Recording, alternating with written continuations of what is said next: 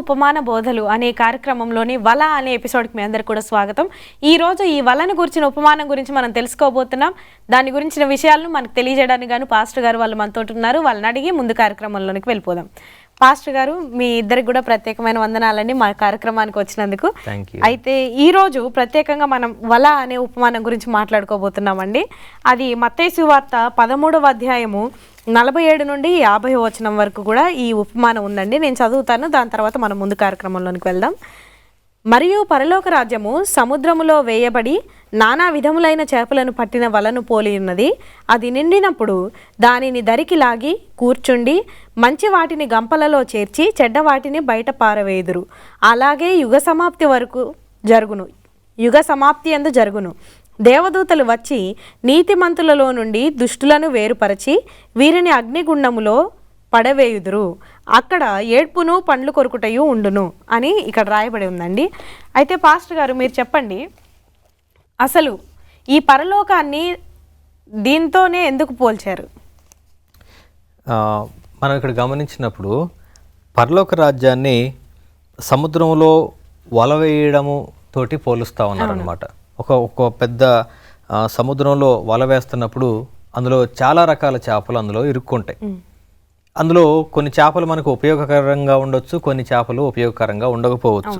అయితే ఈ పరలోక రాజ్యము అనేది ఈ సువార్త, అంటే ఇక్కడ ఈ వల వేయడం అనేది సువార్తను ప్రకటించడంతో మనం కంపేర్ చేసి చూసుకోవచ్చు, సరిపోల్చుకోవచ్చు. ఎందుకంటే సువార్త అనడాన్ని మనం వల విసరటంతో గమనిస్తున్నాం. ఎందుకంటే మిమ్మల్ని మనుషులుగా పట్టు జాలర్లుగా మారుస్తా అని చెప్పని కూడా చెప్తా ఉన్నారు. అంటే నార్మల్ సాదాసీదా చేపలు పట్టుకునే జాలర్లను యేసుక్రీస్తు తనను వెంబడించడం కోసం పిలుస్తున్నప్పుడు ఆ సందర్భంలో ఏమంటారు? మిమ్మల్ని మనుషులను పట్టు జాలర్లుగా నేను చేస్తాను, నన్ను వెంబడించండి అని చెప్తా ఉన్నారు. దానితోటి ఇక్కడ ఈ ఉపమానం చెప్పడానికి కూడా ప్రధానమైన కారణం అదే. ఈయన ఉన్న ఆ ఒడ్డు దగ్గర చాలామంది చేపలు పట్టే వాళ్ళు ఉన్నారు. సో ఇప్పటి వరకు కూడా మనం చూసినప్పుడు అన్ని వర్గాల వారు అర్థం చేసుకునేది, వ్యాపారస్తుల గురించి, వ్యాపారం చేసే వర్తకుల గురించి మెన్షన్ చేశారు, వ్యవసాయదారుల గురించి మెన్షన్ చేశారు, తర్వాత ఇంకా విత్తనాలు చల్లేవారి గురించి మెన్షన్ చేశారు. సో వీళ్ళందరి గురించి కూడా చెప్తూ ఇప్పుడు చేపలు పట్టే వాళ్ళని కూడా ఒకసారి వాళ్ళకు కూడా చేరే విధంగా ఈ ఉపమానం చెప్తా ఉన్నారు. ఎట్లాంటి వాళ్ళకి బాగా అనుభవం ఉంటుంది, చేపలు పెట్టే వాళ్ళకి తెలుసు, ఖచ్చితంగా ఈ వల విసరడం తెలుసు, చేపలు పడినప్పుడు వాటిని గుర్తించి ఆ సమయానికి ఆ వల లాగడము తెలుసు. సో వాళ్ళకి పరలోక రాజ్య సువార్త అనేది వాళ్ళ భాషలోనే వాళ్ళకి అర్థమయ్యే విధానంలో చెప్పడానికి యేసుక్రీస్తు ఇక్కడ ప్రయత్నం చేస్తూ ఉన్నారు. అందుకనే ఈ పరలోక రాజ్యం అనేది సముద్రంలో వేయబడిన వల లాగా ఉన్నది అని చెప్పని చెప్తా ఉన్నారు. ఇక్కడ వల వేయడం అనేది సువార్తను ప్రకటించడం. ఈ వల వేసినప్పుడు ఈ సువార్త లోపలికి ఎంతమంది వస్తారనంటే అన్ని రకాల వాళ్ళు వచ్చే అవకాశం ఉంది. అయితే వాళ్ళందరూ కూడా దేవుని రాజ్యంలోనికి ప్రవేశించగలరా అంటే కంప్లీట్గా తమ జీవితాలను దేవునికి అర్పించిన వాళ్ళే దేవుని రాజ్యంలోనికి వారసులుగా ఉంటున్నారు. వాళ్ళని మంచి చేపలుగా చూస్తూ ఉన్నారు. లేదు, ఒకవేళ వాళ్ళు కొన్ని చేపలు ప్రమాదకరమైన చేపలుగా ఉంటాయి. సో చర్చికి వచ్చిన వాళ్ళు ఈ సువార్త విని లేదా ఆ సువార్త ఆహ్వానం విని మందిరంలోకి అడుగుపెట్టిన వాళ్ళందరూ కూడా అదే విధంగా మంచి చేపల మాదిరిగా వాళ్ళ ప్రవర్తన ఉంటుందా అంటే ఉండకపోవచ్చు. ఖచ్చితంగా అందులో ప్రమాదకరమైన చేపలు కూడా ఉంటాయి, ఇతర చేపలను తినే చేపలు కూడా ఉంటాయి, ఇతర చేపలకు నష్టం కలిగించే చేపలు కూడా ఉంటాయి, దాంతోపాటు విషపూరితమైన చేపలు కూడా ఉంటాయి. అవి మనం తిన్నప్పుడు కూడా మనకు కూడా ప్రమాదం జరిగే పరిస్థితి ఉంది. అందుకనే అటువంటి చేపలన్నిటిని కూడా అటువంటి వాళ్ళని తీసుకొని వెళ్ళి కాల్చి వేస్తున్నట్టుగా కూడా చెప్తా ఉన్నారు. అందుకనే ఈ పరలోక రాజ్యము సముద్రంలో వేయబడి నానా విధములైన చేపలను పట్టిన వలను పోలి ఉన్నదని ప్రారంభంలోనే మనకి మెన్షన్ చేస్తున్నారు. కనుక మరి మీ ప్రశ్నకి సమాధానం దొరికిందని నేను నమ్ముతున్నా. అవునండి, చాలా బాగా వివరించారు. నేను అడిగిన దానికి నాకు సమాధానం దొరికిందండి. పాస్టర్ గారు, మీరు చెప్పండి, ఇప్పుడు ఈ వల నిండిన తర్వాత ఏం జరుగుతుందని ఈ ఉపమానం యొక్క అర్థం? మనం తర్వాత వచనం చూసినట్లయితే ఇక్కడ 48వ వచనంలో తీరానికి తీసుకొని వచ్చి అన్నిటినీ సమకూర్చి మంచి వాటిని గిన్నెలో వేసి చెడ్డవాటిని పారేస్తారు అని చెప్పేసి ఇక్కడ వాక్యంలో రాయబడతా ఉన్నది. అయితే ఇక్కడ ఈ ఉపమానంలో ఈ అర్థాన్ని మనం చూసుకున్నట్లయితే ఇదిను తర్వాత గోధుమలు గురుగులు ఇవి ఉన్నాయా, ఇవి కూడా సేమ్ ఒకటే అండి. తీర్పు దినం వరకు కూడా, అంటే లాస్ట్ రోజు వరకు కూడా ఏం జరుగుతుందంటే కలిసి పెరుగుతూనే ఉంటాయి. కృపకాలం ముగిసే వరకు కూడా కలిసి పెరుగుతూనే ఉంటాయి. కానీ ఒక సమయం అనేది వస్తుంది, అంటే ఇప్పుడు గురుగులు గోధుమల్లో ఆ చెట్టు అనేది పెద్దగా ఎదిగినప్పటికీ రెండిట్లో వ్యత్యాసం తెలిసిపోయింది.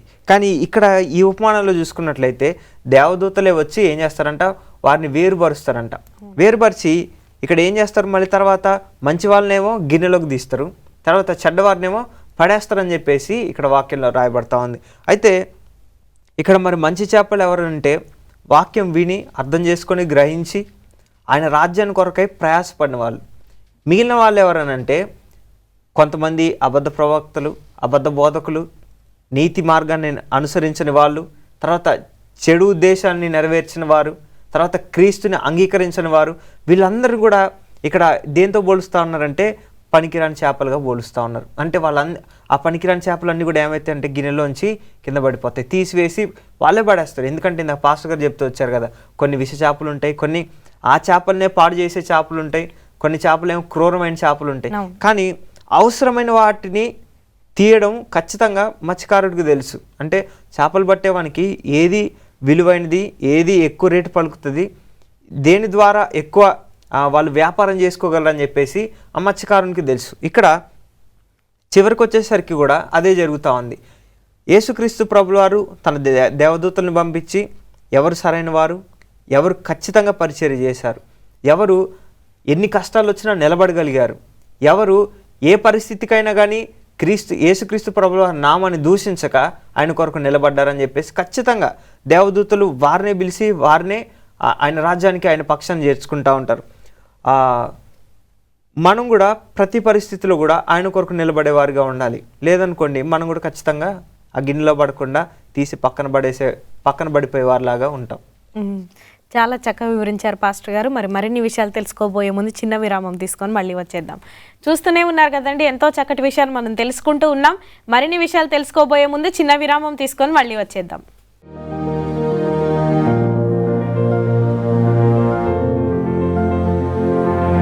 వల అనే ఈ ఎపిసోడ్కి మీ అందరికి కూడా తిరిగి స్వాగతం అండి. మరిన్ని విషయాలు పాస్టర్ గారు వాళ్ళని అడిగి తెలుసుకుందాం రండి. పాస్టర్ గారు, మరి ఈ వల అనే ఉపమానంలో ప్రత్యేకంగా ఇక్కడ ఇంకో ప్రశ్న ఉందండి. ఈ పరిశుద్ధులను పాపులను వేరు చేసే పని ఎవరిది? చాలా చక్కటి ప్రశ్న అండి. ఇది ఖచ్చితంగా మనందరికి కూడా సమాధానం తెలిసి ఉండాలి. ప్రస్తుతం మనం ఈ ఉపమానాలు ప్రారంభించినప్పటి నుంచి కూడా ప్రతి ఉపమానంలో 2 రకాల వ్యక్తిత్వాలు, 2 రకాల మనస్తత్వాలు కలిగిన వారి గురించి ప్రస్తావన వస్తూనే ఉంది. మనం ఇంతకుముందు చదివిన విధంగా గోధుమలు గురుగుల టైంలో కూడా, గోధుమలు గురుగుల వ్యవసాయం ఆ ఉపమానంలో అక్కడున్న పని వాళ్ళు చూశారు, అక్కడ గోధుమల మధ్యలో గురుగులు పెరగడం చూశారు. వాళ్ళు కావాలని పాతినవి కాదు, వాళ్ళు ఆ విత్తనాలు చల్లినే కాదు, గురుగులు అని గోధుమల మధ్యలో పెరగడం చూసి యజమానుడి దగ్గరికి వచ్చి అడుగుతున్నారు, అయ్యా వాటిని మేము తీసేయాలా అని అడిగితే లేదు, చివరి వరకు కూడా వాటిని ఉంచండి అంటున్నారు. ఎందుకనంటే వాళ్ళు ఈ గురుగుల మొక్కల్లో అనుకొని పొరపాటున గోధుమలను కూడా నష్టం చేసే పరిస్థితి ఉంది. ఎందుకంటే అవి 2 పక్కపక్కనే ఉన్నాయి, వాటి వేర్లు అల్లుకొని ఉండొచ్చు, లేదా 2 ఒక్కలాగానే ఉన్నాయి కాబట్టి గురుగులు అనుకొని గోధుమలు కూడా పీకేసే అవకాశం ఉన్నది. బైబిల్ అయితే ఏం చెప్తున్నదంటే ఏ ఒక్కడు కూడా నశించిపోవడం నాకు ఇష్టం లేదని చెప్పి దేవుడు చెప్తా ఉన్నారు. సో ప్రతిసారి దేవునికి ఇష్టం లేనిది మనం చేస్తున్నప్పుడు జ్ఞాపకం చేసుకోవాల్సింది ఏంటి అని అంటే, నేను దేవునికి వ్యతిరేకమైన మార్గంలో వెళ్తున్నానా అని మనం ప్రశ్నించుకోవాలి. దేవుడైతే ఎవరిని కూడా తనంతట తాను పక్కకి తోసేయాలని చెప్పని అనుకోవట్లా, ప్రతి ఒక్కరిని కూడా రక్షించాలనే ఆయన ప్రయత్నం. మనం తప్పు చేస్తున్నా, చెడు చేస్తున్నా, ఇంకా బ్రతికున్నామనంటే ఆయన మనకు ఒక క్షమాభిక్ష పెడుతున్నారు అనేది జ్ఞాపకం చేసుకోవాలి. అదే కంటిన్యూ చేస్తూ నేను అదే పాపంలో ఉంటా అని మనం ఎప్పుడు కూడా అనుకోకూడదు.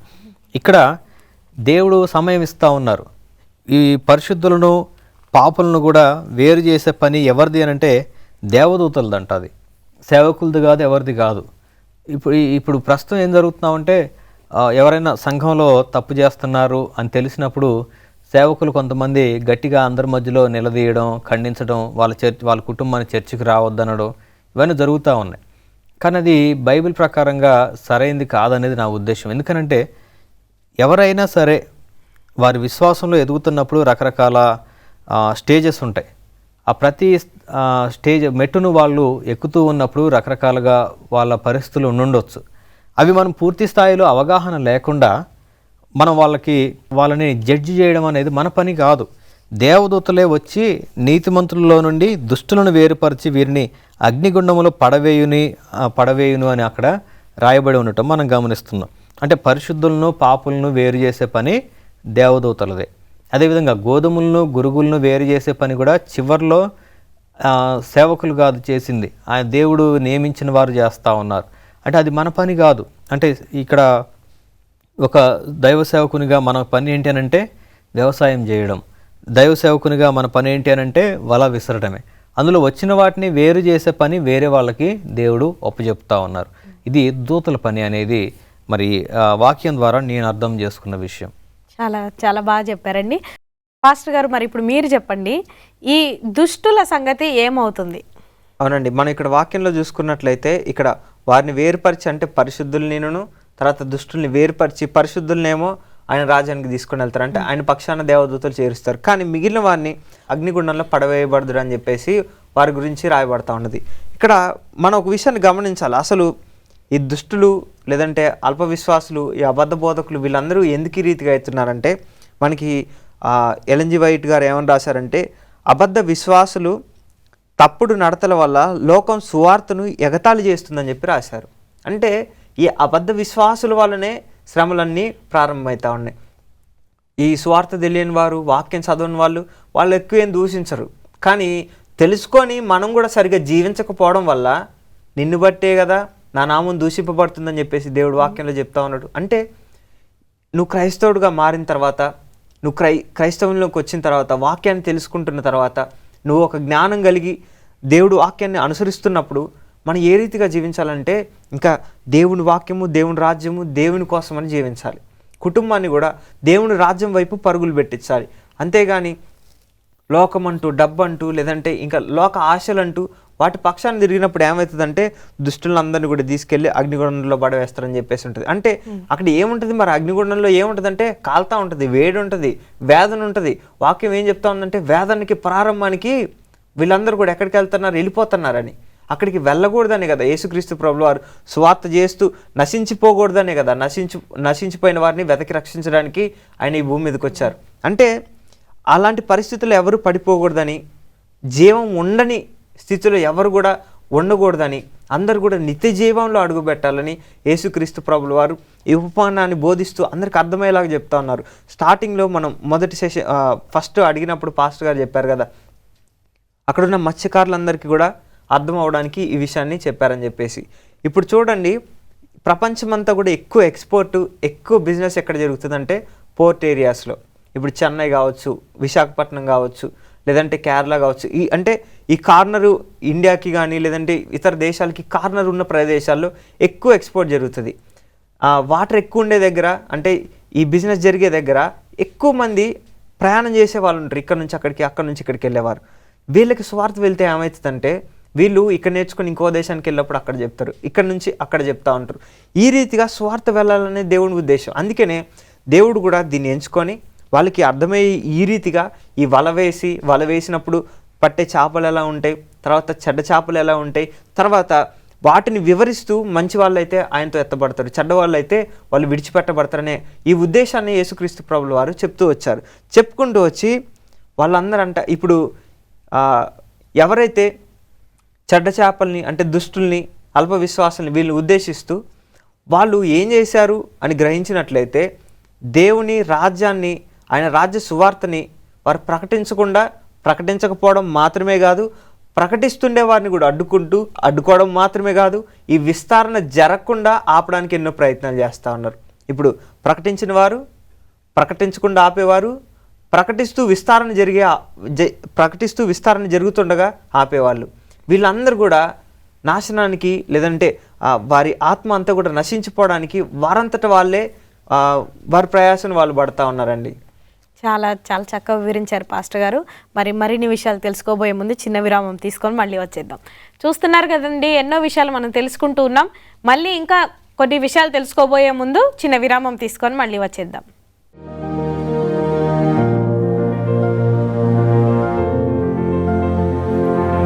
వల అనే ఎపిసోడ్కి మీ అందరికి కూడా తిరిగి స్వాగతం అండి.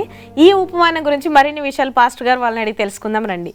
పాస్టర్ గారు, మరి ఇందాక మనం చదువుకున్నప్పుడు ఒక మాట చదివామండి, ఏంటంటే చివర్లో అక్కడ పడవేయబడిన వాళ్ళందరికి కూడా ఏడ్చుటయు పళ్ళు కొరుకుటయు ఉంటాయని విన్నాము. అసలు దాని గురించి మీరు ఏం చెప్పాలనుకుంటున్నారు? ఇక్కడ ఏడ్పు పండ్లు కొరకటం అనేది శోధనకి శ్రమలకి సూచనగా ఉందని మనం గమనించాలండి. మనం ప్రకటన గ్రంథం 17వ అధ్యాయము తర్వాత ఈ బూరలకు సంబంధించినవి, ముద్రలకు సంబంధించిన అన్ని విషయాలు వింటూ ఉన్నప్పుడు వాటిలో అంతా కూడా దేవుని రాకడ తీర్పుకు సంబంధించిన విషయాలు అక్కడ కనిపిస్తూ ఉన్నాయి. ఇక్కడ కూడా దేవదూతలు వచ్చి నీతిమంతుల్లో నుండి దుష్టులను వేరుపరచడం అనేది తీర్పు అన్నమాట. వాళ్ళని సపరేట్ చేస్తూ ఉన్నారు. గురుగులు గోధుమల విషయంలో కూడా వాళ్ళని సపరేట్ చేస్తున్నారు. గురుగులు గోధుమలను కూడా సపరేట్ చేసి గోధుమల్ని ఒక పక్కన పెట్టి గురుగులను తీసుకెళ్ళి ముందు కాల్చిన తర్వాత మంచి వాటిని గోధుమలు తీసుకువెళ్ళి బస్తాల్లో నింపినట్టుగా మనం చూస్తున్నాం. తర్వాత ఇక్కడైతేనేమో చెడ్డ చేపలన్నిటిని కూడా బయట పారేసిన తర్వాత మంచి చేపలన్నీ కూడా పక్కకి మంచిగా భద్రం చేసినట్టు గంపలలో చేర్చి చెడ్డవాటిని పడేసినట్టుగా చూస్తున్నాం. దేవదూతలు వచ్చి ఏం చేస్తున్నారు? నీతిమంతుల్లో నుండి దుష్టులను వేరుపరిచి నీతిమంతులు ఎదురుగానే ఈ దుష్టులందరికీ కూడా పనిష్మెంట్ వస్తుంది. వాళ్ళని అగ్నిగుండంలో పడేస్తూ ఉన్నారు. ఇక్కడ ఈ అగ్నిగుండంలో పడేసినప్పుడు అక్కడ పరిస్థితి ఎలా ఉంటుందంటే, ఆ వేడికి తట్టుకోలేక వాళ్ళు పళ్ళు కొరుకుతూ ఏడుస్తూ అరుస్తూ ఉంటారు, కేకలేస్తూ ఉంటారు.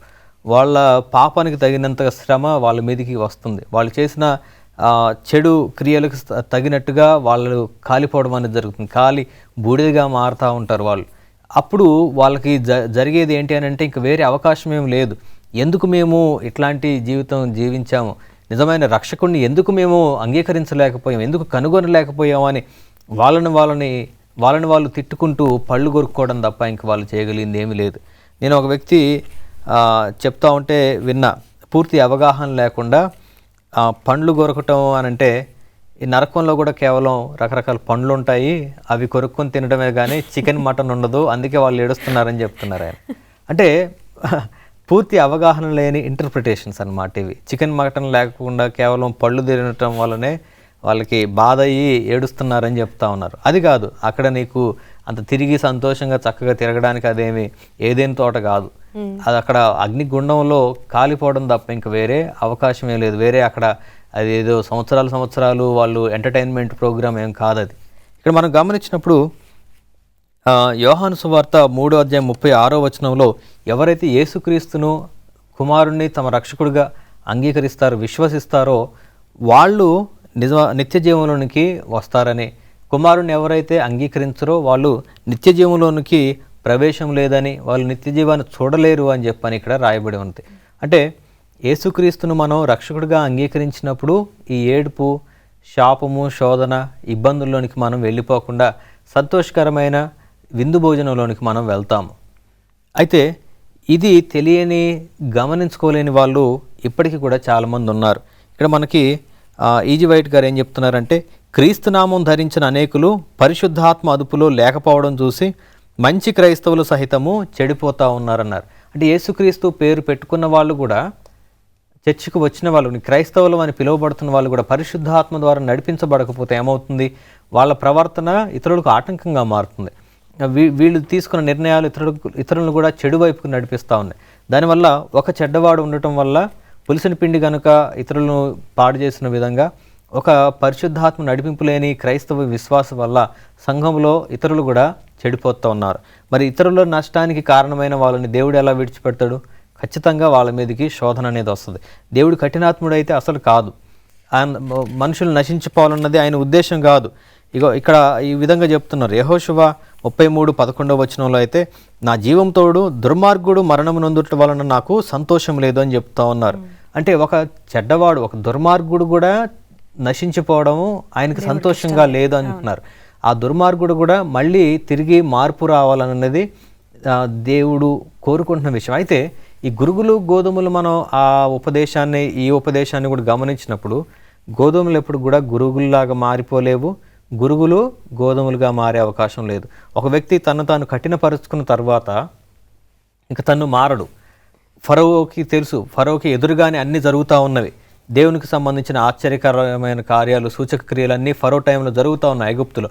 కానీ తన మనసు తను కఠినం చేసుకున్నాడు, దేవుణ్ణి అంగీకరించలేకపోయాడు. వాళ్ళని వెల్లడిస్తే అయిపోయేది, వాళ్ళతోటి ఆయనకి నష్టం జరగకుండా ఉండేది. కానీ ఫరో తనను తాను కఠినపరుచుకున్నందుకు ఆ దేశం అంతట్లో కూడా శవాల దెబ్బల మీద నుంచి తను నడవాల్సి వచ్చింది. తన కుటుంబంలో నుంచి కూడా, తన చుట్టుపక్కల వాళ్ళ కుటుంబాలు అందరూ ఏడుస్తూ ఉంటే, ఆ ఐగుప్తు ఒక్కరు కాదు ఇద్దరు కాదు, ఐగుప్తు దేశమంతా కూడా ఏడుస్తూ ఉంటే, ఒక రాజుగా తను ఏమి చేయలేని పరిస్థితుల్లో తను కుప్పకూలిపోయిన పరిస్థితి ఎందుకు వచ్చింది అని అంటే తమను తాము కఠినపరుచుకున్నారు. ఈ గురుగులు గోధుమలు ఉపమానం కావచ్చు, ఇక్కడ చెడ్డ చేపలు కావచ్చు. మనం చెడ్డ చేపలుగా ఉన్నామా, మంచి చేపలుగా ఉన్నామా అనేది మనం ప్రశ్నించుకోలేనట్లయితే ఖచ్చితంగా మనం కూడా ఈ ఏడుపు పండ్లు కొరకటం అనే ఆ పరిస్థితుల్లోకి మనం కూడా జారిపోయే అవకాశం ఖచ్చితంగా ఉంది. చాలా బాగా చెప్పారు పాస్టర్ గారు. మరి మీరు ఇప్పుడు చెప్పండి, అంటే ఈ ఎపిసోడ్లో చివరి ప్రశ్న, ఈ ఉపమానంలో అసలు ముఖ్య పాఠం ఏంటి? మనం ఈ బుక్లో చూసుకున్నట్లయితే ఎల్ఎన్జి వైట్ గారు రాస్తూ ఉన్నారు, చివరిగా విశ్వాసాన్ని నాశనం చేసే పాపం నాశనం అవ్వాలని దేవుడు ప్రకటించాడు. పాపాన్ని విడిచిపెట్టని వారు దానితో పాటు నశిస్తారని చెప్పేసి వాక్యంలో రాయబడతా ఉంది. ఇందులో మనం ముఖ్యంగా అర్థం చేసుకోవాల్సింది ఏంటంటే, పాపంతో మనం ఉన్నట్లయితే దేవుడు మనల్ని నాశనం చేయాలని చూడట్లేదు, పాపాన్ని నాశనం చేయాలని చెప్పేసి దేవుడు ఉద్దేశం. ఒకవేళ మనం కూడా పాపంతో ఉన్నట్లయితే ఆటోమేటిక్గా పాపంతో పాటు మనం కూడా నశించిపోయే అవకాశం ఉంది. అందుకనే దేవుడు పిలుపునిస్తూ ఉన్నాడు. ఈ కృపకాలం అంతా కూడా ఎందుకు దేవుడు మనకు ఇచ్చారంటే, నీతిమంతులు ఇంకా వారు తమను తాము మార్చుకొని వారు పరిశుద్ధులుగా మారుతారేమో అని చెప్పేసి దేవుని కృపకాలం ఇంకా మన కొరకు వేచి ఉంటా ఉంది. అతి త్వరలో ఆ కాలం ముగిసినప్పుడు మనం ఎంత మారాలని ప్రయత్నించినా ఇంకా అవకాశం అనేది ఉండదు. అందుకనే ఇదే రక్షణ దినం, ఈరోజే రక్షణ దినం అని చెప్పేసి వాక్యంలో దేవుడు మనకు బోధిస్తూ ఉన్నాడు. మరి మనం అన్నీ అర్థం చేసుకొని అన్ని చదివి కూడా ఈ ఉపమానాలన్నీ కూడా చాలా తేలికైనవి. అంటే ఒక్కసారి చదివి కొంచెం సేపు ధ్యానం చేస్తే చాలు, అది మనకు అర్థమైద్ది. లేదంటే మన రిలేటెడ్గా ఏమున్నాయి, వ్యవసాయదారులు అయితే వ్యవసాయానికి సంబంధించిన ఉపమానాలు, ధనికులు డబ్బున్న వారైతే వారికి సంబంధించిన ఉపమానాలు ఉన్నాయి. తర్వాత ఈ చేపలు పట్టే వాళ్ళు, వీళ్ళందరికీ సంబంధించిన ఉపమానాలు దేవుడు అన్ని భద్రపరిచారు. వీటన్నిటిని బట్టి మన జీవితంలో ఏ ఉపమానం వర్తిస్తుంది, అన్నిట్లో కూడా నరకం గురించి లేదంటే పరలోక రాజ్యం గురించి, సాతాను గురించి, దేవుడి గురించి రాయబడతా ఉంది. కాబట్టి వీటన్నిటిని బట్టి మనల్ని మనం సరి చేసుకోవాలి, పాపం నుంచి దూరంగా ఉండాలనేది దేవుని ఉద్దేశం. చాలా బాగా చెప్పారు పాస్టర్ గారు. ఇంతవరకు కూడా ఈ ఉపమానాలన్నిటి గురించి మాకు చక్కగా వివరించినందుకు మీ ఇద్దరికి కూడా ప్రత్యేకమైన వందనాలండి. చూస్తున్నారు కదండి, ఎంతో చక్కగా ఈ ఉపమానాలన్నిటి గురించి వివరిస్తూ ఉన్నారు.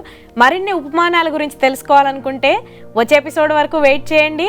తప్పకుండా కలుసుకుందాం తర్వాత ఎపిసోడ్లో.